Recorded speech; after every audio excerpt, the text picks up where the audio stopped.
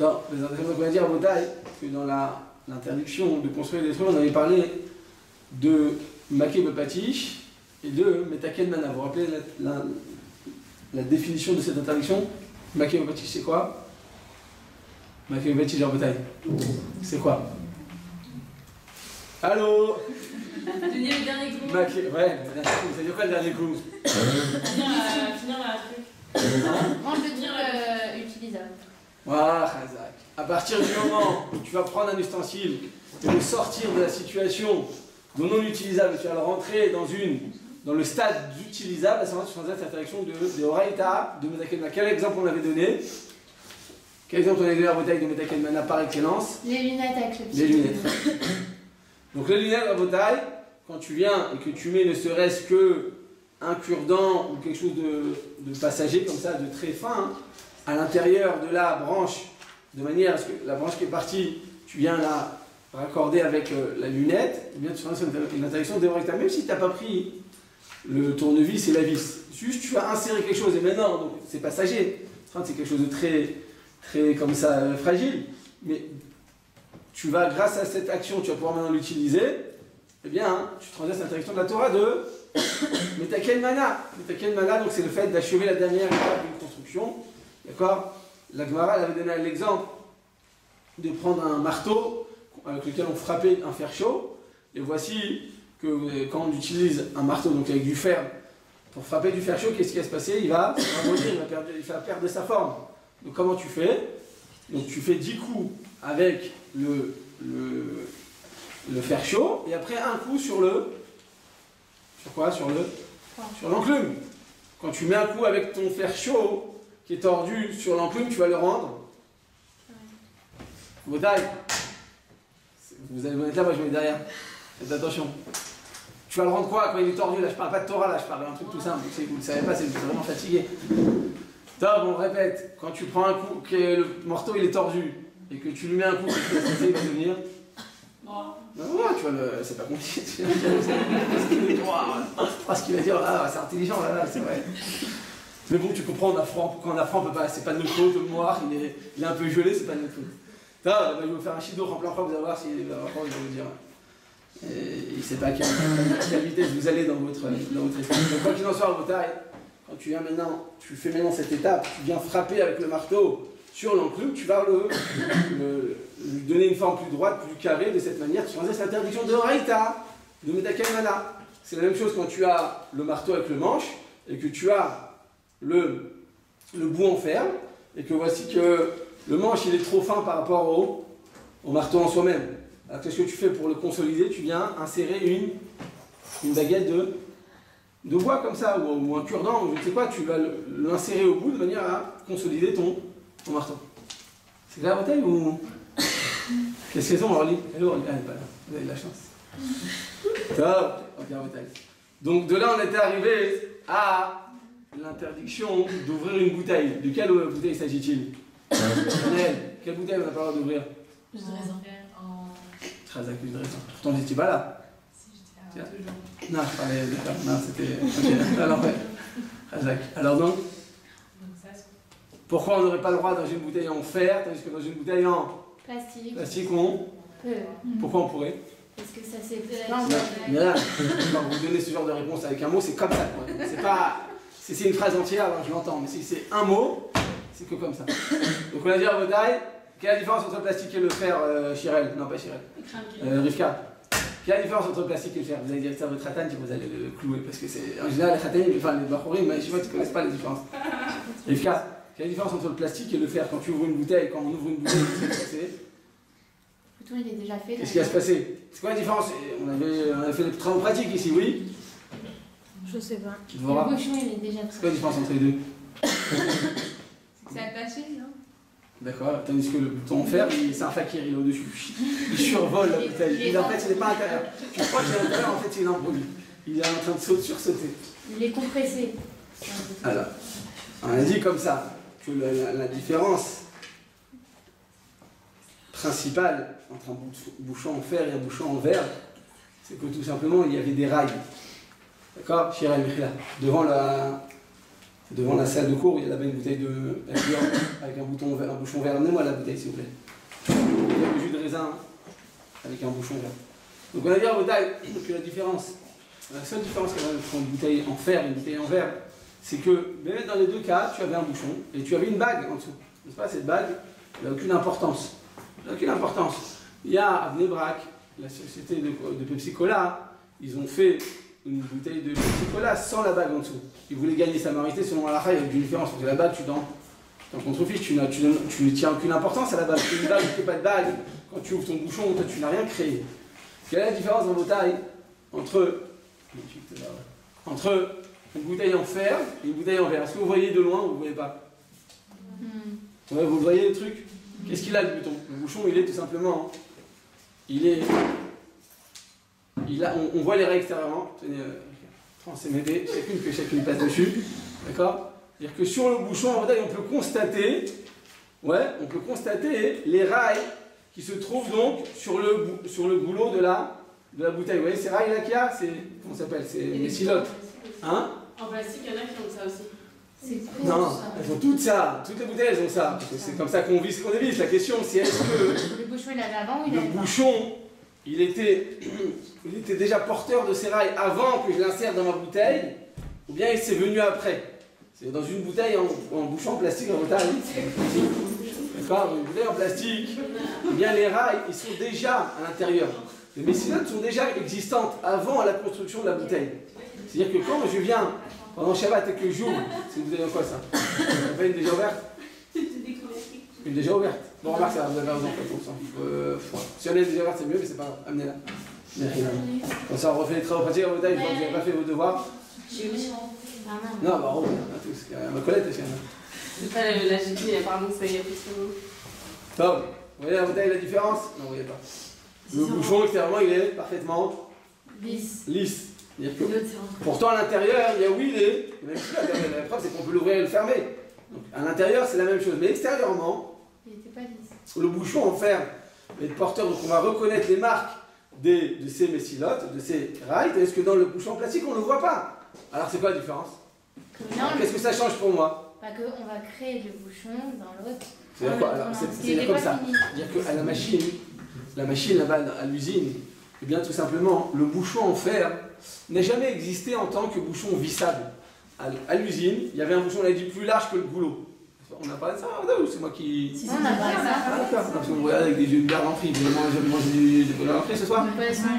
C'était pas venu là. D'accord. Non mais, vous faites les mêmes yeux ce soir, c'est pas grave. Donc à votre taille, tu as ton bouchon, qui est plus large que le goulot. Vient la machine, d'accord? Et elle te serre comme ça. D'accord? La machine, elle vient de Tunisie, elle te serre, là, t'en peux plus, tu la... D'accord? Donc tu fais comme ça. Et hop, là, elle te serre très fort. Et alors, qu'est-ce qui va se passer? Eh bien, il va avoir maintenant les marques, c'est l'odeur du putain. Donc, il va avoir les marques de ce bouchon qui vont marquer, et on va le constater donc à l'extérieur du bouchon qui se trouve dans les mains de... Mais ça, vous savez pas répondre. Ah, on parle des Tunisiennes, vous êtes toujours là. Même en bouchon, vous le grattez, franchement. Il n'y a pas de sélectif. Enfin, il y en a, bon, jamais. On a compris la bouteille. C'est bien, c'est bien. Top, comme ça on fait des exercices un peu physiques, comme je crois comme ça. Donc on a compris la bouteille, la différence, donc elle est claire du coup, entre ce bouchon et celui-ci. Là, il y a un bouchon avec des rails à l'intérieur qui étaient déjà fabriqués à l'usine. L'usine, elle est venue, elle a juste inséré par un procédé de pression, pas magnétique, physique, d'accord? Et de cette manière, donc effectivement, il y avait déjà la démarcation de cette bague. Quand je l'ouvre, la bague elle reste en dessous et le bouchon il va sortir. Parce que là, dans ce bouchon à Botaï, c'était pas un bouchon avec des rails qui existaient, c'est un bouchon plus large. Vient la machine, elle ferme, elle va donc marquer extérieurement les marques de ces messilotes, les marques de ces rails. Et de cette manière, donc ça n'a jamais été créé en tant que tel. À partir du moment où je l'ai ouvert et je l'ai séparé de la bague, même si la bague n'a aucune importance, mais j'ai obtenu dans ma main un bouchon vissable et qui n'a jamais existé avant. Vous avez compris la différence de ou pas? Là, tu avais un bouchon vissable et qui était déjà là. Juste on l'a rentré, donc toi tu l'ouvres. mais il était déjà existant. À l'usine, il était déjà existant en tant que tel. Parce que ce bouchon vis-à-vis n'existait pas. C'était un bouchon plus large. C'était un tasse en fer, comment on dit un tasse, une plaque en fer, d'accord, qui était posée dessus, plus large, et la machine elle est venue à la fermer. C'est pour ça qu'extérieurement on peut constater bien les rails qui se trouvent ici. Et ça s'épousait parfaitement, la forme s'épouse parfaitement. Et quand tu l'ouvres pour la première fois, alors tu as fabriqué un bouchon vissable et dévissable qui n'existait pas avant. C'est vrai qu'il y avait un bouchon, mais ce bouchon, il ne va pas avoir la même toilette, il ne va pas avoir la même efficacité. Pourquoi? Parce qu'imagine-toi avec un bouchon un peu plus large, il n'est pas comme ça le bouchon. Il n'est pas blata, il a un peu honte, d'accord? Donc il va s'accrocher, d'accord? Simplement, hein, il était un peu large. Et alors? Donc comme ça, il n'y a pas de problème. Et quand tu la tiens comme ça, la bouteille, si c'est un peu plus large, nécessairement, ça va couler. Donc, c'est-à-dire que la toilette, l'efficacité d'un bouchon parfaitement atome, parfaitement fermé, parfaitement atome, comment on dit, imperméable, n'existait pas. C'est grâce à la machine que ça existait. C'est parfait, mais le problème, c'est que quand tu l'ouvres pendant Shabbat, tu as donc fabriqué, tu as obtenu un bouchon vissable et dévissable. Donc tout le problème en bouteille, c'est de créer un ustensile pendant Shabbat. Tu avais avant Shabbat à l'usine, avant que tu l'ouvres, tu avais un bouchon qui était trop large, mais ce n'était pas un bouchon vissable et dévissable. Avec cette ouverture, tu vas obtenir ce bouchon vissable et dévissable. Telle est la ta'ana du Rav Shlomo Zalman Auerbach. Il dit qu'ouvrir une bouteille en fer, ça représente, un bouchon en fer, ça représente une interdiction de la Torah, selon certains, ou des rabbins, mais en tout cas, tu vas créer quelque chose. Viens le Rav ça, il dit attention, l'interdiction, c'est de créer, mais j'ai rien créé, il y avait un bouchon avant. Il y avait un bouchon, c'est vrai qu'il est peut-être un peu moins efficace, mais le bouchon existait déjà en tant que tel. Alors en l'ouvrant, en le fermant, j'ai rien créé, il y avait déjà un bouchon. Alors c'est vrai qu'il y avait un bouchon, simplement le bouchon, il n'était pas ouvrable encore. Il n'était pas encore vissable et dévissable. Donc c'est-à-dire que le point de la marque est sur ce point-là.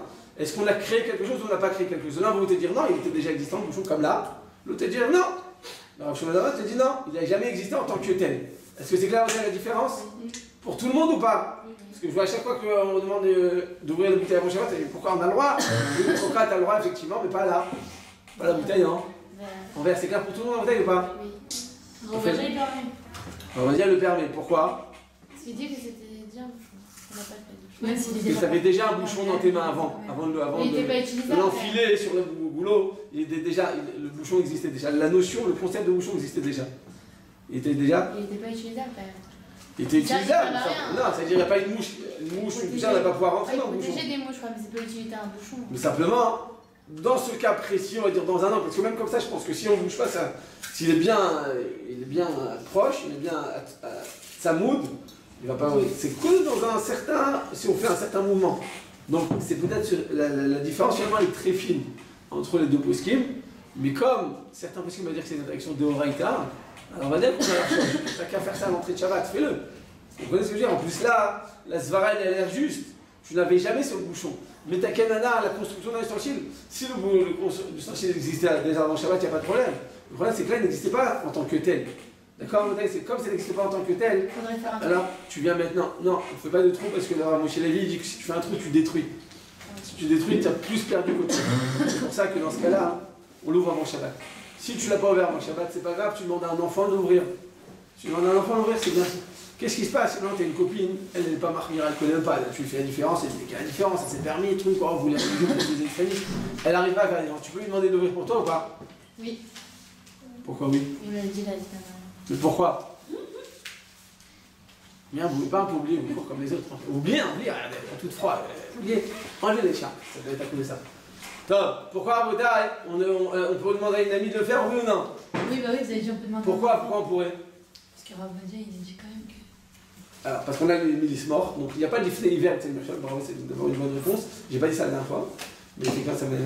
L'ifné hiver, c'est quand tu viens faire échouer quelqu'un sur lequel il n'a pas du tout sur qui s'appuyer. Tu lui dis, fais telle chose. La Gemara donne l'exemple de quoi? Elle donne l'exemple, une fois de plus, un exemple dans le vin, dans le domaine du vin. C'est vraiment le vin, le raisin, c'est sympathique. C'est le mois de Vat, il est sur Europe. D'accord? Eh bien, la Gemara dit, il y a un Nazir. C'est une personne qui ne boit pas de vin. Et tu viens, tu lui donnes du coca, je ne sais pas si il y a ça en France, mais au Canada il y a ça. Il y a du coca cherry. Du coca avec la cerise. Et il y a, si je me trompe, un coca avec un goût de raisin. C'est très sucré comme ça, avec Kitso. Il y a plein de goûts là-bas. Il y a un jaune, il y a pas un jaune comme ça, or. Non, il y a 6 citrons, d'accord, ça c'est avec une ligne de citron, mais le goût. Alors, pourquoi je dis ça? Donc tu donnes maintenant à ton ami qui est nazir, tu dis bois. Il te demande, il y a du vin, tu dis non, c'est bon. Alors là, tu l'as fait transgresser, tu l'as fait échouer dans son obligation d'être un nazir. Donc il venait hiver, l'autre il t'a dit c'est toi qui l'as fait échouer. D'accord. Qu'est-ce qui se passe? Celui maintenant, il a sur qui s'appuie. C'est pas du vin selon tous les avis, c'est pas du jus de raisin. C'est permis. Dans ce cas-là, qu'est-ce qu'on te dit? On peut donner. On peut quoi? On peut lui donner. Comme il a sur qui s'appuyer, par exemple, tu sais que lui il mange une ashgaha, toi tu manges pas. Les ashgahot, je vous l'ai dit, elles sont bien, mais elles ne répondent pas à tous les critères de l'ashgaha. Elles sont sérieuses, les ashgahot, elles ne répondent pas à tous les critères de l'ashgaha. D'accord? Comme pour les Sfaradim, ils sont plus mariés en général tout ce qui est cacheroute, soit le bassar, chalak, que ce soit le bichoul d'un goy, que ce soit le pain d'un goy, que ce soit le vin touché par un goy, tout ça, les Sfaradim sont plus mariés. Oyou, par exemple, c'est une ashgaha sérieuse, mais une fois de plus, ils n'ont pas les critères pour les Sfaradim. Donc toi, tu donnes à ta copine. Elle aime manger les Pringles. Pringles, c'est caresse. Pringles. Elle mange. D'accord? Et toi, tu manges pas. Tu dis, je vais l'acheter, je vais la manger. Et tu vas pour manger, tu te rends compte, c'est au lieu, tu manges pas. Alors tu veux l'offrir à ta copine, t'as le droit, t'as pas le droit? On a. Si elle mange au you, c'est là, t'as le droit de lui donner. D'accord? T'as le droit de lui donner. Elle y a acheté un ministre-mort. Par exemple, elle a acheté un ministre-mort. Il n'y a pas de problème de l'hiver, le titane, bien sûr. D'accord? Donc là, si toute l'année, elle ouvre les bouteilles, tout le Shabbat, elle ouvre les bouteilles de jus de raisin, et toi, tu n'ouvres pas, parce que tu es rochette, ça fait de Doraïta quand même. Sur certains trucs, c'est Doraïta. Alors, tu peux lui donner à l'ouvrir, et il n'y a pas de problème, c'est pas quand on est Goy Shabbat, mais tu dis non, je vais la vexer, non, c'est pas vexant. Tu lui dis, toi, tu es sommaire, tu le fais d'habitude, donc tu peux le faire. Moi, je suis marmire. D'accord? Dans un groupe, il y a toujours des plus marmirotes et d'autres moins, donc on peut les patries à demander à une petite personne. Pourquoi c'est détruire, mettre un truc dans un bouchon? Parce que, à partir du moment où on a déjà parlé de la... Détruire, je croyais que c'était quand c'était face à un mec. Ouais, ça c'est Doraïta, mais des rabbinats, il y a des trucs aussi pour des ustensiles. On a déjà parlé de la boîte de conserve. Ouais. Ouais. Selon quel avis c'est une interdiction de Doraïta d'ouvrir une boîte de conserve pendant le Shabbat? Ah ouais, on va voir. Non. On va voir les maquettes, les gada. Les gada. Chazanish, il est mahmir. On a expliqué qu'il était à 50 ans, 60 ans, la propriété était tellement grande qu'on recyclait. Donc quand tu ouvrais ta boîte de conserve, tu avais l'intention explicite de récupérer un ustensile. Tu disais, ok, je vais l'utiliser. Lui, il y a certains artisans, comme ça, tu vois, dans leur atelier, ils ont effectivement tous leurs ustensiles, donc des clous, des vis, et ainsi de suite, qui sont déposés dans des ustensiles. Donc très souvent, on peut voir, c'est un peu moins courant, mais ça arrive. Je vous ai dit, vous allez à la rue Shaoulzan, chez le cordonnier, vous savez, dans la petite maison bleue là, c'est ça, petite maison bleue, la maison dans la prairie, petite maison bleue, vous n'avez pas vu? En face du supermarché Yesh, traverser la rue, il y a un cordonnier, donc une casquette comme ça. Vous ne voyez pas c'est qui?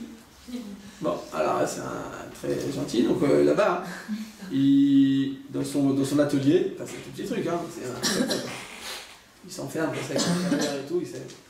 Lui au moins il a un chauffage dans sa salle de travail.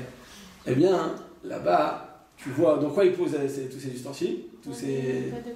Une petite boîte comme ça. Je sais pas si c'est pas des c'est un peu coupant quand même. En tout cas, des boîtes recyclées. Ça arrive très souvent, des artisans comme ça, surtout les anciens. Ils recyclent. Alors, effectivement, je disais, Khazanish, quand tu viens que tu ouvres une boîte de conserve dans ces conditions, comme tu as l'intention de récupérer un ustensile, donc tu as construit un ustensile. Construire un ustensile, c'est l'interdiction de la Torah.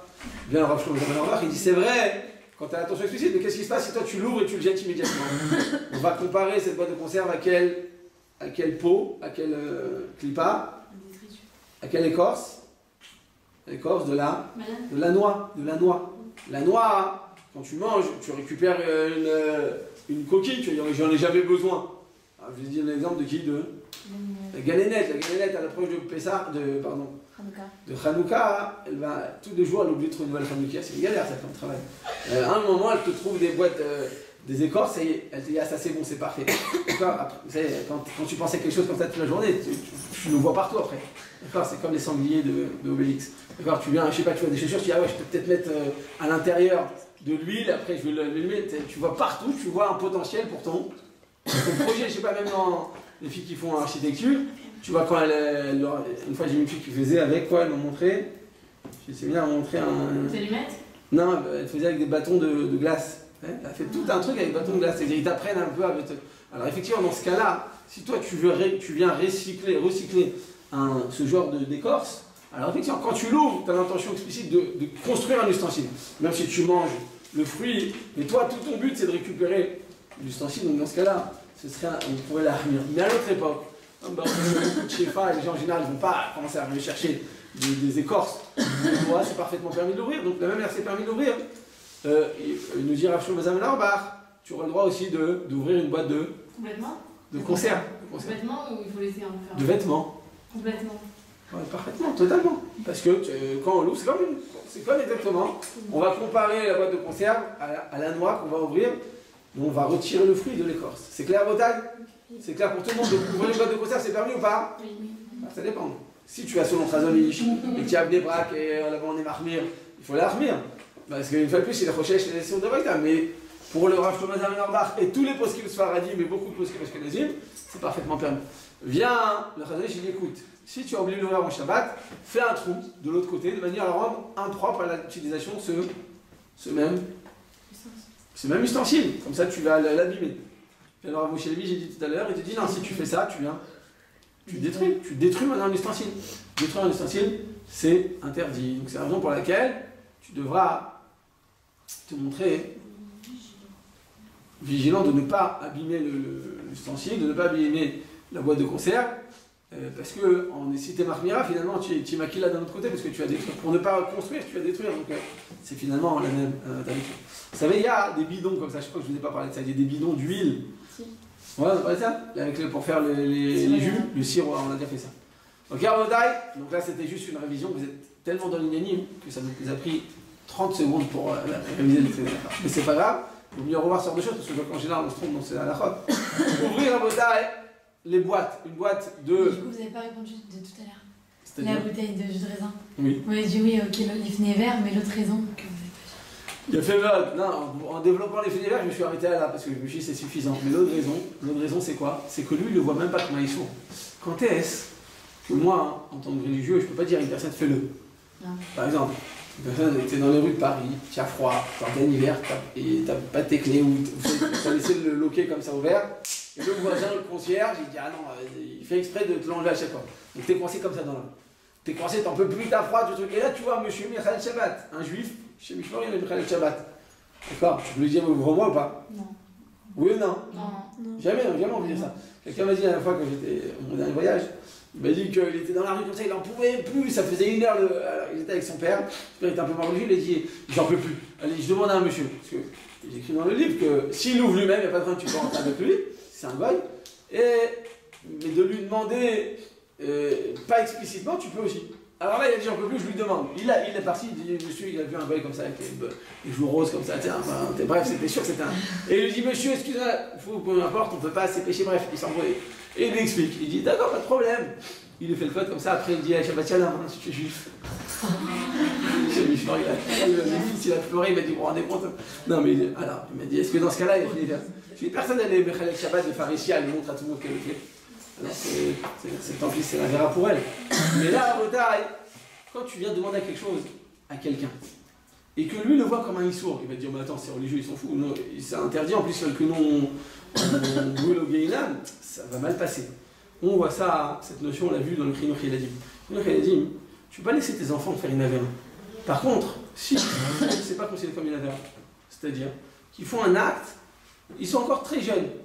Tu dis à ton enfant, allume-moi la lumière. Je vois des fois des gens, ils prennent l'enfant, ils mettent à côté de la lumière, ils disent vas-y, appuie. T'as une mise à trilo. C'est vrai que l'enfant avant 13 ans, il n'est pas tenu de faire les mitzvot, c'est-à-dire il le fait que pour s'habituer. Il dit une chinour. Mais toi, en tant que parent, tu ne dois pas lui inculquer faire une avera, tu ne vas pas l'indiquer à faire une avera. Alors de faire une mitzvah, c'est autre chose. Tu n'es pas obligé de le forcer le matin, à 6h du matin, 7h du matin, il vient avec toi à la fila, tu le forces, laisse-le, qu'il ait l'amour de la Torah qui vienne lui-même, qui vienne aimer le bétail. C'était des enfants qui m'ont dit, des enfants, c'est pas des enfants, c'est des adolescents, même des gens mariés. Il me dit, je peux pas voir la synagogue. Je dis, pourquoi? Il dit, parce que quand le matin, mon père voulait tellement que j'allais avec lui, prenez un coup de bâton quand ça part, qu'il mettait un coup comme ça, il me faisait à chaque fois peur. J'ai grandi, j'ai dit, allez, tu laisse-moi tranquille avec ta truc, et j'ai pas envie. On fait une association négative de la Torah. Il faut que la Torah soit toujours associée à la chaleur, à l'amour. Tu encourages ton enfant quelque chose, tu dis Ashrecha mon fils, quelle route tu as, je suis heureux d'être ton père, de voir un fils qui fait comme ça des choses avec son cœur, je suis tellement content. Tu l'embrasses, tu l'enlaces, ça va lui permettre tout simplement de se sentir aimé et apprécié. Et lui dans sa tête, il va dire dès que je fais une mitzvah, j'ai un câlin, j'ai un bisou, j'ai un bonbon, j'ai de l'argent, j'ai une considération en fonction de son âge. D'accord, en fonction de son âge, tu lui donnes ce qu'il a besoin de recevoir. Vous avez dit le Rambam, il dit là-bas le Rambam, il dit Torah. Il dit un enfant, au début quand il est petit, on lui dit viens étudier et je te donne un bonbon. Après la Gemara dit qu'une fois il y avait un Tana qui enseignait, et c'était un enseignant, et il avait un aquarium, et chaque fois que l'enfant il répondait à une bonne question, il dit viens on va voir un nouveau poisson dans l'aquarium. Après il a grandi, il dit écoute je te donne de l'argent. Quand on a 13 ans, 14 ans, on adore comme ça acheter soi-même, se sentir indépendant. Après il a 18 ans, il a 20 ans, tu lui donnes quoi maintenant? Bah vous c'est facile, tu te comportes bien, tu es un chiour, un bon chidor, il a des yeux blancs en plus. D'accord, donc ça mais quand un garçon il a passé l'âge, maintenant il a 18 ans, tu vas dire quoi? De l'argent? Bon l'argent c'est toujours attirant. Il dit à un moment, tu peux même lui dire si tu vois que l'argent ça lui dit rien, c'est pas c'est un gosse de riche, tu lui dis viens étudier, tu seras quelqu'un de méchoubad, tu seras quelqu'un d'honorable. C'est grave d'étudier pour le kavod, non? Non. Oui ou non, Rodaï? Vous êtes tous d'accord? Après, on ne veut pas dire quelque chose pour l'argent, c'est qu'on a le droit d'étudier pour l'argent? Pourquoi ça vous fait pas dire d'étudier pour l'argent? Pas pour l'argent, c'est pour encourager. Après, on va s'habituer. Le kavod, c'est pour encourager. Au début, c'est pour l'argent. C'est comme un appât, quand tu viens pêcher, d'accord? Tu viens pêcher tes poissons, tu lui mets un ver de terre. Mais en fait, le poisson, tu l'aimes? Non, tu l'aimes pas, c'est juste que tu veux l'attraper pour lui donner, pour qu'il ait envie de mordre l'hameçon. D'accord? C'est la même chose. Là, la personne, tu lui donnes un stimulus, tu lui donnes un dachaf, quelque chose qui va le stimuler, qui va l'encourager, ça va être tout simplement un tremplin. Un tremplin, pour que quand il grandisse, il ait goûté, il ait pris le pli. La Torah, il faut la goûter. Tu as un mou au rond qui top. Quand tu goûtes la Torah, tu vas la goûter. Tu vas la splendeur. La semaine dernière, quelqu'un est venu, un homme d'affaires, quelqu'un de Matzliach Meod. Il est venu à la maison, il m'avait dit il y a 2 mois, mais là il est revenu, il a répété devant mes enfants, il a dit sachez que moi je suis prêt à tout abandonner. Lui, il m'a dit qu'il gagnait beaucoup d'argent. Il m'a pas dit combien, mais il m'a dit il est venu au collège, il m'a dit je gagne comme 20 vraichim ici en même temps. D'accord? Il dit je suis prêt à tout abandonner pourvu que je puisse m'asseoir ici. C'est pas quelqu'un qui aime spécialement ça. Je vois la chalva, je vois la sérénité, je vois l'amour qu'ils ont, comment ils sont fascinés. D'accord? Comment on dit la facilité là? Comment on dit? Parlez. Fascination. Fascination? Le fascinement plutôt, non? Non, fascination? Oui, fascination. Ouais. Je vois la fascination qu'ils ont. Non, fascination. Ah, ok, je vois comment ils sont fascinés. D'accord? Il dit par leur Torah, ils ont tellement l'amour. Il m'a dit, je sens que c'est leur cœur qui parle. Mais il est tellement fasciné parce que tu fais toute la journée, 10 heures dans la journée. Il m'a dit, quel tanoug. Il m'a dit, je serais prêt à tout. Il m'a dit, à tout mettre mon chefa, mon abondance, ma réussite, c'est quelqu'un qui m'a tiré dans les affaires pour m'asseoir. Il m'a dit, je serais prêt à tout faire, à tout mettre de côté. Et pourquoi je vous dis ça?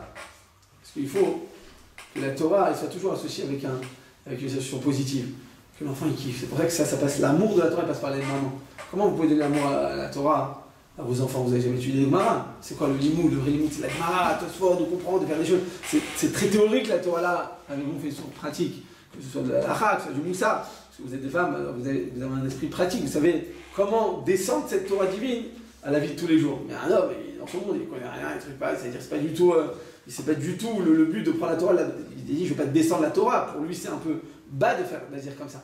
Alors comment on arrive à transmettre l'amour de la Torah aux enfants? C'est grâce à la mère. Dès qu'elle voit son fils qui fait une mitzvah, qui vient faire une fila, qui fait une bracha. Quelle bracha t'as fait mon fils? Je suis tellement fier de toi, tu viens, tu l'embrasses. Tu viens, tu l'enlaces. D'accord?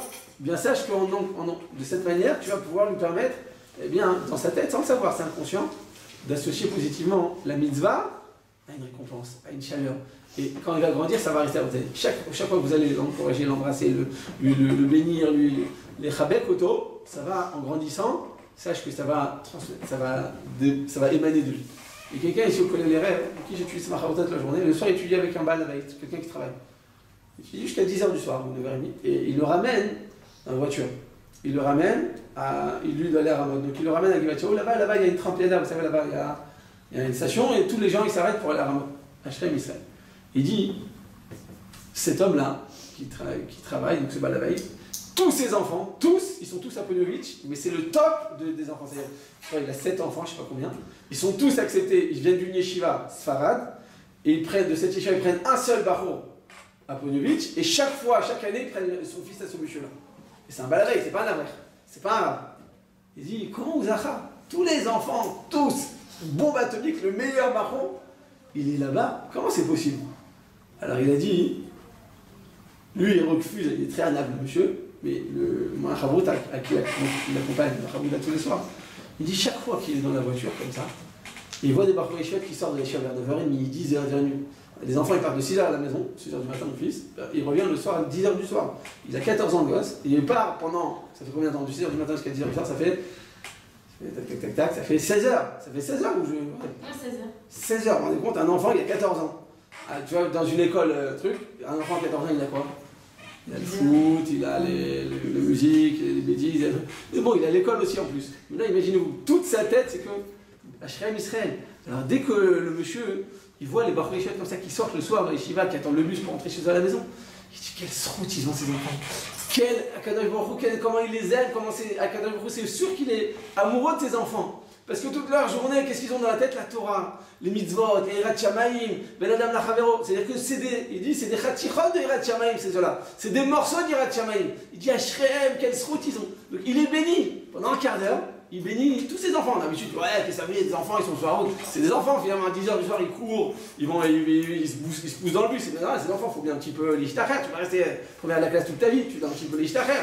Là, donc à 10h du soir, on peut les voir négativement, ces enfants. Ouais, pourquoi ils courent, qu'est-ce que ça veut dire, pourquoi ils se poussent dans le bus. Une fois de plus, c'est des enfants, ils ont besoin peut-être un peu d'ishtacher. Mais lui, chaque fois qu'il les voit, il se dit, oh, quelle route ils ont. Ashrehem Israël, il est rempli d'amour envers ses enfants. Alors il m'a dit, il dit, qu'est-ce que tu veux que ces enfants, ce monsieur-là, ses propres enfants, ils retiennent? Qu'est-ce qu'ils retiennent? Que la Torah, c'est la plus grande, c'est le plus grand RR, c'est la plus grande valeur. Il n'y a pas plus haut que ça, il n'y a pas plus kadosh que ça. C'est un trou de pouvoir étudier la Torah.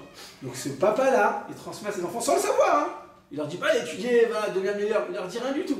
Donc, un enfant, il comprend, il est sensible. Un enfant, il voit le émettre. Quand on dit la vérité sort de la bouche des enfants, on ne sait pas qu'à dire. Ah, il m'a dit que de jouer au loto, de faire tant. C'est ça. C'est pas des névimes. Simplement, c'est ça la vérité, c'est qu'ils sont sensibles. Parce qu'ils émettent, ils le sentent. Ils voient que le père, il a un amour infini. Qu'il est guédé, tu prends un frère, tu prends un rab.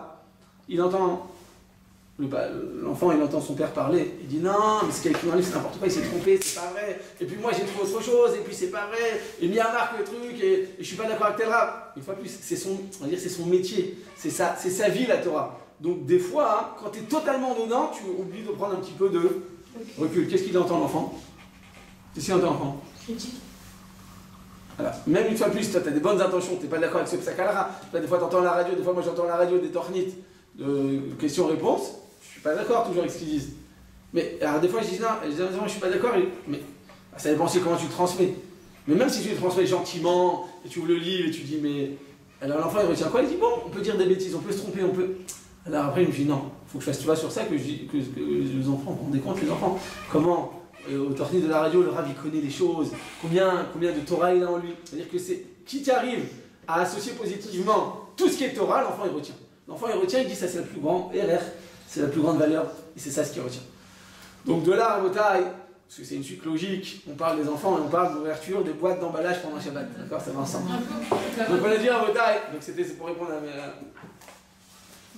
Myriam, elle a dit, c'est ça la deuxième question, c'est ça, c'est que les enfants, quand il ne sait pas ce qu'il fait, il ne sait pas qu'il fait quelque chose de mal, alors tu n'as pas besoin de l'empêcher de le faire. Donc s'il marche dans la rue, par exemple, ça s'allume la lumière, il ne l'a pas vu, alors tu peux utiliser ce qu'il a fait. Mais quand tu dis appuie sur le bouton, pour lui c'est une avéra ce qu'il a fait. Donc là c'est inversé, une personne qui ne sait pas, tu dis ah, tiens, il croit que vous n'arrivez pas à ouvrir la bouteille, tiens tu peux le faire, donc la personne ne va pas faire une association négative en disant moi il m'a pris pour son gars de Shabbat, donc là c'est bon. Ça comprend les deux raisons ou pas? La première raison c'est qu'il y a un milice mort. Mais ça c'est parce que la deuxième raison c'est que de toute façon il ne voit pas, il ne le considère pas du tout comme étant une avéra. Ça c'est parce qu'on peut l'ouvrir, enfin c'est pas complètement assis, mais sinon on peut pas lui faire. En mode fais-le toi, mais. Ouais, si c'était une vraie avéra, mais vous n'aurez pas pu en profiter. Voilà, si c'était une vraie avéra, vraie, mais vous n'avez pas en profité de ce qu'il fait un juif. Vous êtes d'accord, Bodan? Maintenant, Bodan, il va ouvrir les boîtes et les emballages pendant Shabbat. Donc tu vas ouvrir des bambas, des bislis, une boîte de cornflakes, on a le droit ou pas? Tout ça, pour les Sfaradim, le dire le Rav Ben Sion Abba Shaoul, tout est permis, parce que tu n'as jamais l'intention de récupérer un ustensile. Tu viens l'ouvrir comme étant une peau de banane. Une peau de banane, tu veux dire non, j'ai construit un bel objet, je le récupère après, je vais le recycler. Non, c'est pas du tout quelque chose de pensable. Donc il n'y a aucun problème, tu as le droit, les Khatrila, d'ouvrir tous ces emballages pour les sorties. Pour les Ashkenazim, on fait attention comment on l'ouvre, on fait attention certains l'ouvrent, et dès qu'ils l'ouvrent, ils vont maintenant le transvider dans un tupperware ou dans une assiette pour montrer qu'ils ne sont pas intéressés justement par cet emballage. Donc ils le jettent tout de suite pour prouver. Mais pour les Sfaradim, il y a Rav Ben Sion Abba Shaoul, l'outar des Khatrila d'ouvrir tous les emballages. Simplement, hein, il y a deux choses. Quand il y a une écriture, nous dit Rav Ben Sion, les Khatrila essayent d'éviter. Le problème, c'est que des fois, tu as des paquets de bici, ils mettent de la publicité, ils te mettent des trucs anti-allergiques, ils te mettent des trucs. C'est impossible. Partout où tu vas l'ouvrir, ça va. Tu l'ouvres de là-haut, d'accord? Mais finalement, tu l'ouvres, ça part à gauche, ça part à droite. D'accord? Quand l'autre, le monsieur est très organisé, il l'ouvre, ça sort tout droit. D'accord? Mais quand tu l'ouvres, ça part en cacahuète. Ça part vers le bas, vers le haut, bref. Tu l'ouvres, le truc, ça s'ouvre vers le bas, ça tombe partout. Donc il y a toujours des écritures. Si ça s'est ouvert sur l'écriture, c'est pas grave, tu n'as pas fait d'affaire. Essaye d'éviter, d'accord? Mais si c'est écrit, ça s'est ouvert sur l'écriture, tu n'as pas fait aucune affaire. Répète, les poskim ashkenazim sont plus marmirim, mais une fois de plus, dans tous les cas, quand tu veux atteindre, c'est juste, à Sarat, là, tu viens retirer l'emballage pour atteindre l'aliment, c'est bon, tu as le droit de l'ouvrir selon tous les avis. La question c'est est-ce que tu dois le jeter tout de suite pour prouver que tu n'en veux pas, ou bien tu as le droit de le garder, en conclusion, tu as le droit même de le laisser dedans, tes bambas, tu n'as pas besoin de les transvider autrement. Deuxième contre-indication, c'est lorsque tu viens l'ouvrir sur les pointillés.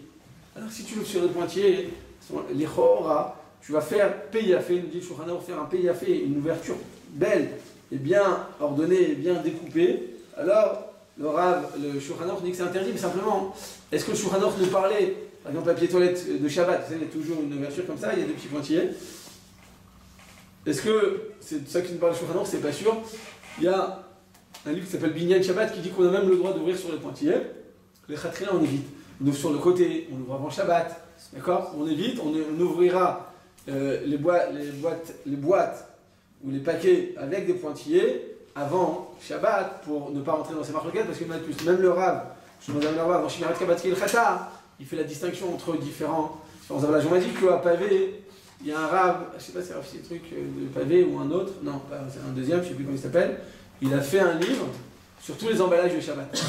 D'accord? Une fois de plus, c'est bien, mais c'est plus pour les Ashkenazim, parce que pour les Sfaradim, la plupart des emballages sont interdits, sont permis, pardon, donc en conclusion, ce sera permis. Quoi? Dans le livre, il dit à chaque fois ça radage plein. Oui, mais même pour les Sfaradim, ça dépend selon qui on les nomade. Il n'a pas parlé de ça. Chacun, il dira, direct. Ouais, je sais. Bon, après, c'est Terradoun. Une fois qu'on dit au nom d'un possèque, si on n'a pas été Mishamesh Oto, on ne peut pas savoir exactement qu'est-ce qu'il a voulu dire. Ensuite, dans vos tailles, donc on a dit les Khatrila, tu essaieras de ne pas déchirer sur l'écriture pour ne pas transgresser l'interdiction de. Quand tu déchires l'écriture, qu'est-ce que tu as transgressé? Non, pas détruire. On a détruit quoi? On a fait quoi comme quand tu enlèves, quand on déchire sur l'écriture? Non. Coude. Pas coude. On n'a pas coudé. Non, c'est pas. Hein? Effacé. Effacé. Qui a dit effacé? Qui? Aura. Aura, d'accord. Aura. Effectivement, donc effacé. Tu viens effacer. Pourquoi? Parce qu'il y avait une écriture. Donc l'écriture, c'est écrire.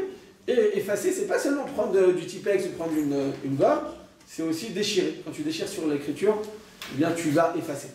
Bien que c'est pas un vrai effaçage, malgré tout, les Khatrila, on évite. Je lui dis, si par inadvertance, toi tu as essayé de faire droit et c'est parti de côté, et que tu as déchiré des écritures, il n'y a pas d'interdiction. Quand on dit écriture, c'est aussi des dessins. Vous savez, l'écriture et le dessin, c'est la même chose, vous avez compris.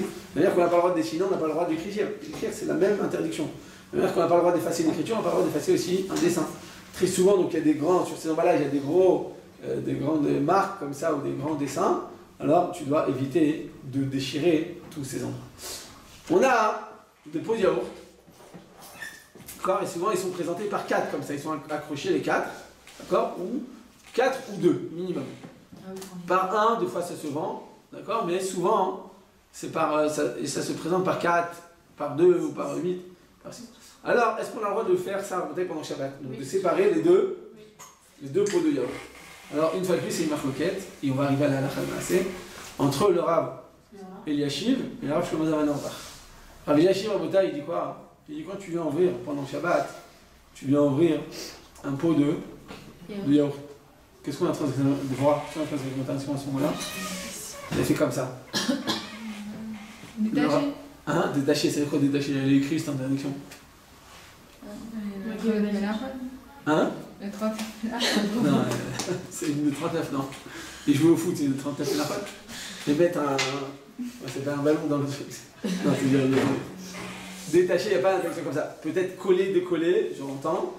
Ou peut-être construire, j'entends aussi, mais il n'y a pas détaché. Alors quelqu'un a dit, qui a dit Maké Batish? Annette? Non, non. Qui a dit Maké Batish? C'est qui? Non, j'ai pas dit moi. Ah, c'est ça. Chir, c'est bon.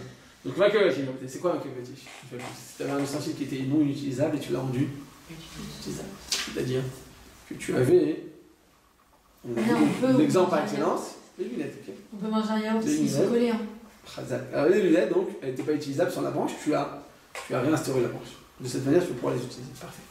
Là, lorsque tu as les 4 pots de yaourt, d'accord? J'ai mangé un yaourt, tu veux prendre un yaourt dans ta main. Donc, en séparant, me dit le Rav Eliashiv, tu as transgressé l'interdiction de Horaïta, l'interdiction de la Torah, de Maké Batish, d'avoir donc construit un ustensile. Tu avais 4 pots de yaourt qui n'étaient pas utilisables, et tu l'as séparé, tu as obtenu un pot. Maintenant, tu vas pouvoir dorénavant l'utiliser. Tu as transgressé l'interdiction de la Torah, de Maké Batish. Faire la dernière étape pour la construction, pour l'utilisation d'un ustensile. C'est l'avis du Rav Eliashiv. Deuxième interdiction du Rav Eliashiv, tu as transgressé l'interdiction de. Qu'est-ce qui se passe? Tu vas. Mechater. Mechater, c'est quoi votre Mechater? C'est découper. D'accord? C'est découper, à ne pas confondre avec déchirer. Il y a Mechater et il y a Korea. D'accord? Je le dis plusieurs fois parce que c'est une notion qui est fine, mais c'est deux interdictions de la Torah qui sont distinctes. Découper, c'est quand tu viens découper sur une mesure précise. Et déchirer, c'est quand tu viens couper un morceau, quelle que soit la manière dont tu vas le couper, et que tu viens récupérer le tissu pour nettoyer, pour te moucher, pour faire une utilisation quelconque. Avec ton sopalin, ou ton papier aluminium, ton papier sulfurisé, tout ça, tu viens le déchirer. Alors, des fois, les gens disent non, mais je m'en fiche, je le coupe plus large. J'ai un papier d'aluminium, je ne le coupe pas selon la mesure précise de mon tupperware. Alors dans ce cas-là, tu as gagné une chose, c'est que tu n'as pas transgressé l'interdiction de découper, parce que tu ne l'as pas mis exactement dessus. Mais tu as transgressé une autre interdiction de la Torah, ce qui est de...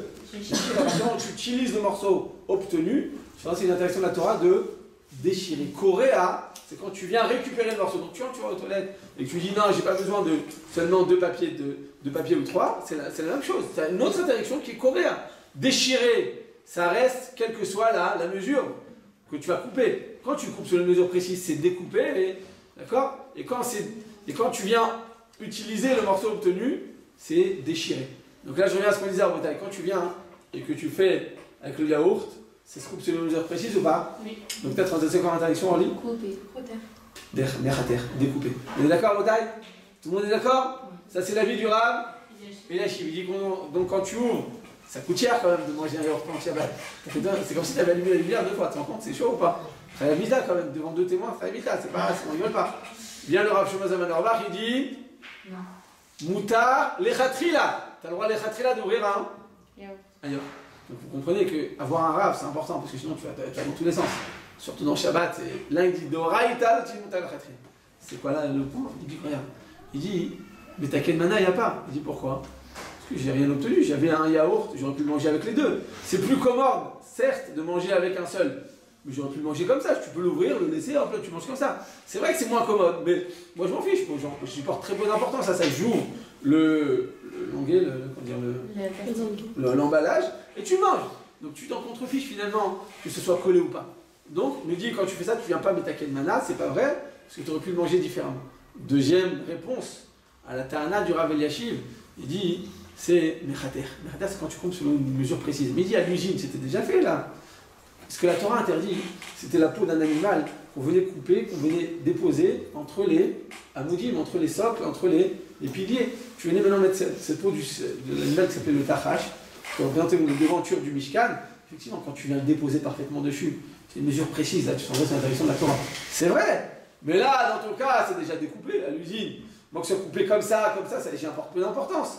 Donc, il n'y a ni mechater, ni découpé, ni metaken, mana. Donc là, Yashim et Mahmir, le Rav Shlomo Zalman le permet, les poskim sfaradim à nouveau le permettent, les khatfila. On a le droit pendant Shabbat de séparer des pots de yaourt. Qu'est-ce qui se passe dans Moda si j'ai un ustensile démonté? J'ai un ustensile démonté, c'est-à-dire que j'ai un ustensile que il était démonté, et toi maintenant, tu ne peux pas l'utiliser de cette manière, tu es obligé de faire un acte pour pouvoir, eh bien, restituer l'utilisation de cet ustensile. D'accord? Alors on te dit comme ça, si maintenant tu viens et que tu fais cet acte, alors effectivement c'est vrai que tu vas construire un ustensile, tu vas fabriquer un ustensile, tu vas le rendre utilisable. Si par contre toute la semaine, tu l'utilises de manière délicate, c'est-à-dire que tu viens, tu fais cet acte, alors tu ne vas pas construire, parce que c'est l'utilisation courante. Nous, on a cet exemple en Bretagne, exemple parfait. Tu as une porte avec la yédite, avec la poignée. Et la poignée, d'accord, vous savez, c'est juste une petite vis, comme c'est moins qu'une vis, c'est juste même une languette comme ça en bois ou en fer. Elle va rentrer dedans pour de manière à pouvoir tenir quand tu viens ouvrir la porte, pour pas que ça te reste dans la main. Des fois, juste elle est tombée, c'est chaque fois que tu l'ouvres, boum. Ça arrive quand la porte elle est sans empoignée, chaque fois que tu l'ouvres, tu la fais un peu fort, ou ta copine elle le fait, elle ne sait pas le truc, ça lui reste dans la main. Alors ça, si toute la semaine, tu as ouvert de cette manière la porte, alors tu as le droit de le faire même pendant Shabbat. Pourquoi? Parce que c'est devenu une utilisation régulière. Si par contre, pendant Shabbat, c'est la première fois que ça t'arrive, le fait de le remettre sur une interdiction d'Oraïta. Pourquoi? Parce que tu viens attacher cette yédite, cette poignée, à la porte, qui est elle-même attachée au gond, qui est elle-même attachée au mur. C'est une direction de Horaïta, tu as construit pendant Shabbat. C'est pour ça, une fois de plus, tu regardes selon l'utilisation courante de toute la semaine. C'est ça ce qui va fixer si c'est permis ou c'est interdit. Qu'est-ce qui se passe si tu as une table en plastique avec un pied? Vous savez, les tables en plastique de Keter qu'on met dans les jardins. D'accord, sur Amir Pessel. C'est une table ronde ou c'est une table carrée, et tu viens insérer le pied dedans.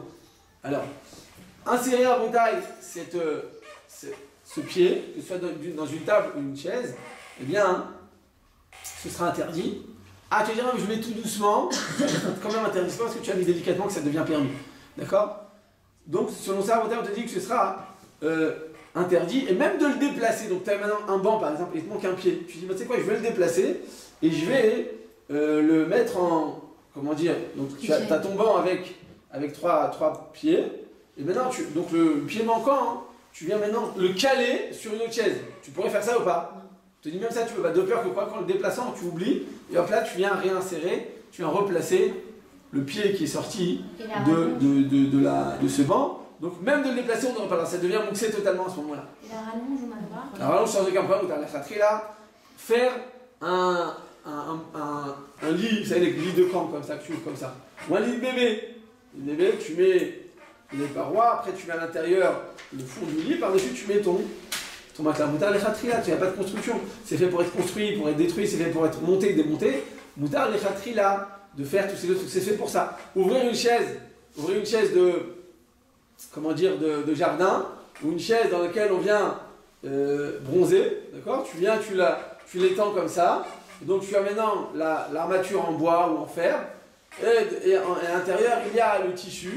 Aucun problème pendant Shabbat de faire ça les khatria, parce que c'est fait exprès pour être construit, détruit, pour être monté, démonté. Donc moutar les khatria à Bretagne de le faire.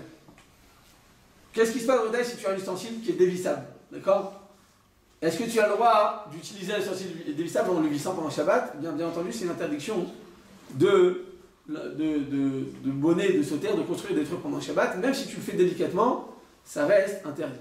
Par contre, qu'est-ce qui se passe en Bretagne si c'est l'utilisation courante de cet ustensile? C'est-à-dire que pour pouvoir utiliser cet ustensile, tu as besoin de visser. Comme tu utilises comme ça toute la semaine, il n'y a aucun problème. Tu auras le droit de faire. Des fois, tu as un couvercle, il est parti le. Hein? La salière. Non, la salière, c'est fait pour ça. Ça, c'est ça l'utilisation. Ça, moutar le khatri, il n'y a pas de question. Des fois, tu as un couvercle d'une marmite et il t'est resté dans la main la yadite, la poignée. Alors, il faut réinstaurer, tu viens placer en dessous la vis et par-dessus, tu viens maintenant visser. Alors, tu n'as pas le droit de faire ça pendant Shabbat parce que tu viens maintenant, eh bien, de réinstaurer l'utilisation de cette poignée sur le couvercle de cet ustensile, c'est absolument interdit. Bien entendu, une salière, comme a dit Myriam, même si c'est deux parties distinctes d'un ustensile, comme c'est démontable, c'est fait pour ça, c'est une utilisation courante, c'est parfaitement permis de venir. Qu'est-ce qui se passe ça pendant Shabbat? Tu as un pupitre, un stander pendant Shabbat, tu as le droit de le faire ou pas? Tu viens, tu fais ça comme ça pendant Shabbat. Tu as le droit ou pas? On est d'accord? Bon là il est cassé, mais bon, s'il marchait. S'il marchait, ça serait bon ou pas? Je sais pas, mais pourtant tu as ajusté, tu as fait quelque chose.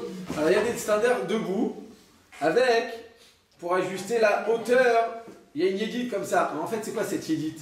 C'est quoi cette poignée? C'est C'est quoi cette poignée? C'est une vis en réalité. Simplement, c'est une grosse vis avec une grosse tête. Mais c'est son utilisation, on répare. Quoi? C'est son utilisation. Ah, c'est une utilisation, c'est fait exprès pour l'ajuster à la bonne hauteur, à l'inclinaison appropriée. Vient le Rav Ben-Sion, Abachol, il dit comme ça. Il dit quand il y a un stander, tu as ce pupitre. Alors il dit, quand c'est au Beth Knesset, il n'y a pas de problème. Pourquoi? Si au Beth Knesset, toi t'es grande, toi t'es petite, toi tu as besoin de te mettre debout, toi tu as besoin de mettre assis. Donc effectivement, c'est fait exprès pour être tout le temps ajusté et réglé. Donc moutar le khatri là. Mais à la maison, quand tu as ton stander, tu t'amuses tous les jours à changer de place ou pas? D'emplacement et de l'inclinaison? Non. La hauteur, t'as pas grandi. D'accord? T'as pas grandi pendant la nuit. On raconte que quelqu'un, une personne n'était pas très haute, elle était très petite. Et elle a prié que le prochain, je t'en supplie, fais un miracle, que je puisse grandir, j'en peux plus, j'arrive pas à trouver un chiffre, je t'en supplie. Il prie tous les jours avant de dormir comme ça, il vous dit tout avant de dormir. Avant de dormir, vous êtes tout seul sur la couverture, vous parlez à Kadosh Baruch Hu. D'accord? Je connais beaucoup de personnes comme ça, ils ont dit, t'as pas besoin d'aller dans un champ, un truc, c'est dangereux, ne va pas là-bas. Sous ta couverture, comme ça dit Rabbi Nachman, il dit des fois on peut crier, hurler, sans que personne nous entende. Comment? Tu es dans ton cœur, tu parles à Kadosh Baruch Hu du fond de ton cœur, tu es dans le bus, t'attends le bus, d'accord? Le diabète, il dit le fait de regarder les étoiles, de regarder le ciel, ça amène les Yerachamaim. Allez, mais parle à Kadosh Baruch Hu, tout, dès que tu as trouvé l'occasion, eh bien, éveille ta Yerachamaim. Éveille-la et nourris-la. Alors il prie comme ça avant de dormir, je t'en supplie, chef, je t'en supplie, je grandisse, il tourne. Et le matin, il se réveille, et qu'est-ce qu'il voit? Il voit ses pieds, ils sont sortis du matelas. Il voit sa tête, elle est sortie de la tête, il dit ah merci Hachem, t'as écouté, tu la regardes bien, finalement il s'est rendu compte qu'il a dormi en largeur. Il a dormi en largeur, finalement. D'accord, donc des fois tu fais des films. Alors là, t'as tes standards, ce standard là, ce pupitre, tu n'as pas besoin de l'augmenter, c'est ta taille, tu fais 1m20, les bras levés, sur un tabouret de 30 cm, c'est la réalité, tu vas pas le changer, non, tu dis je mets 1m80, on sait jamais si ça marche, non ça marchera pas. Donc tu es obligé de voir la réalité. Donc je dis à Rav Ben-Sion Abachaloul, au Beth Knesset, tu peux les khatri là utiliser cette vis, une fois plus, c'est pas une vis, hein, parce qu'une vis c'est avec un tournevis, mais on l'utilise comme une vis. Parce que c'est fait exprès pour ça, il n'y a aucun problème, c'est une utilisation courante. Mais à la maison, tu peux pas. Pourquoi à la maison tu peux pas? Parce qu'en général il est fixe. Donc si tu le changes, tu vas bien le fermer. Et là, ça reste à long terme. C'est comme un nœud. Vous allez faire un nœud pour les chaussures, il n'y a pas de problème, parce que c'est fait pour être ouvert et noué et dénoué. Mais quand tu le laisses très longtemps, plus de 24 heures ou 48 heures, il y a plusieurs marloquettes, eh bien ça devient interdit, ça devient fixe. Amen, amen. Vous savez pas de la place, je vais finir cette halakha parce que Mechila, c'était une embrouille. D'accord. On reprend. Je suis toujours bien que je suis là. Déboucher un lavabo, boucher un bonnet pendant Shabbat, tu viens déboucher un lavabo. Certains poskim disent que quoi que c'est interdit, comme ça il dit Yosef, il dit pourquoi? Parce que tu as réparé finalement ce lavabo. Tu l'as réparé, il n'était pas utilisable, tu l'as rendu utilisable même avec une pompe. D'accord, tu vas dire j'ai rien fait. Malgré tout, tu l'as rendu utilisable de cette manière. Donc le Rav, on va dire Yosef, l'interdit. Faire des glaçons pendant Shabbat, on a le droit ou pas? Alors selon Shulchan Aruch, c'est permis pour les Sfaradim Moutar les Khatria de faire des glaçons. Pour les Ashkenazim, on le permet qu'en cas de nécessité. C'est-à-dire qu'en cas de nécessité, t'en peux plus de froid là, je sais pas. D'accord, t'en peux plus de chaud. Et maintenant t'as des invités qui viennent et t'as que du coca chaud à c'est comme au séminaire de Shabbat après-midi. Il fait chaud, tu es en train de bouliner devant la dafila et hop là on t'amène du coca chaud. Donc bienvenue. Ok, donc maintenant t'as du coca chaud. Nous dire le Rama pour les Ashkenazim, dans ce cas-là c'est considéré comme étant une nécessité. Même pour les Ashkenazim c'est permis dans ce cas-là de faire des glaçons. Pour les Sfaradim, nécessité ou pas, tu as tout le temps droit de faire des glaçons. Les Sfaradim sont toujours très chauds. Donc pour les calmer, ils ont toujours permis. Enfin, en Bretagne, gonfler un coussin pendant Shabbat. Et des fois, tu as des coussins comme ça, c'est pour voyager. D'accord, pour l'avion. Gonfler un boileau, il n'y a pas de problème. À partir du moment où l'extrémité, elle est avec un bouchon comme ça, de cette manière. Mais quand tu viens gonfler un ballon en plastique, d'accord, gonflable, mais que tu dois faire un nœud. Alors gonfler, il n'y a pas de problème de mettre à canon parce que c'est que du vent dedans, il n'y a pas de problème. C'est que du vent, c'est pas une expression, c'est pour de vrai, c'est que du vent. Donc c'est permis. Simplement, le problème, ce serait quoi? Le nœud. Ce serait quoi? Ce serait le nœud. Quand tu fais le nœud, tu transgresses l'interdiction de nouer pendant Shabbat. C'est un nœud qui est durable. Il va toujours rester ce nœud-là. Donc tu vas transgresser l'interdiction de lier pendant Shabbat. Selon ça, Rabotai, faire une tresse pendant Shabbat. On s'approche de Toubijat, ça tombe très bien, c'est dimanche Toubijat. Il y a écrit que Adam et Tzatzadé, l'homme, il est considéré comme étant. Il est comparé à l'arbre du champ. Et l'arbre du champ, il y en a que tu n'as pas le droit d'arracher une feuille, une branche, un arbre, un fruit. Tu n'as pas le droit de faire pendant Shabbat, c'est l'interdiction de Horaïta. Alors comme là, l'homme il est comparé à l'arbre du champ, tu n'as pas le droit de t'arracher un cheveu. Des fois, tu sais, as un cheveu qui est récalcitrant, tu fais comme ça, et chaque fois il part, tu lui reviens. D'accord, tu as un chido, hop là il part, il t'arrête pas. Alors, dans ce cas-là, tu dis, bon, je vais l'arracher. Tu n'as pas le droit de faire ça pendant Shabbat, c'est l'interdiction de Horaïta. Les gens qui se rongent les ongles en Bretagne, ou qui se rongent les peaux, si tout le temps tu ronges les ongles comme ça, c'est Kedarko, ça c'est d'Oraïta, c'est très grave, on n'a jamais le droit de se ronger les ongles pendant Shabbat. En aucun cas de ronger les gens, ils sont tellement habitués à le faire toute la semaine que pendant Shabbat ils le font. Tout ça c'est interdit, on n'a rien le droit d'arracher de notre corps, des cheveux, des poils, des ongles, des peaux, même des fois tu l'élève GRC, en aucun cas parce qu'une fois de plus, de la même manière que dans un arbre, tu n'as rien le droit d'arracher, il y en a de même, pour être humain, selon ça, faire une natte pendant Shabbat, on va peut-être tresser une natte. Quand tu tresses une natte, tu bonnets, tu construis une natte sur ton corps, donc ton corps il est comparé à cet arbre, donc tu n'as pas le droit de tresser une natte pendant Shabbat. Hein? Si c'est dans la bouche. C'est-à-dire Enlever le peu dans la bouche. Non, la même chose, tout ça, tout ce qui est arraché, c'est toujours interdit. D'accord, Rabotai? Utiliser des bigoudis pendant Shabbat, même quand on est chassid, vous savez qu'on sait des trucs, ou bien de former des boucles ou des anglaises pendant Shabbat, c'est interdit. De mettre, bien entendu, du gel coiffant, de mettre du spray. Ah mais c'est impossible, genre mon chidour, impossible, ne te rencontre pas pendant Shabbat, tu n'as pas le droit de faire ça, c'est bonnet. Tu construis quelque chose, c'est des rabanans, parce que c'est pas durable, mais c'est quand même interdit. Amen.